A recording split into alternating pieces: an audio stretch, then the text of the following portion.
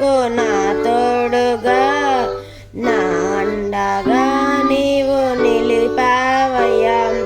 యేసయ్యా యేసయ్యా యేసయ్యా యేసయ్యా, నీ వాత్సల్యమును నాపై చూపించి నీ సాక్షిగా నన్ను నిలిపావయ్యా.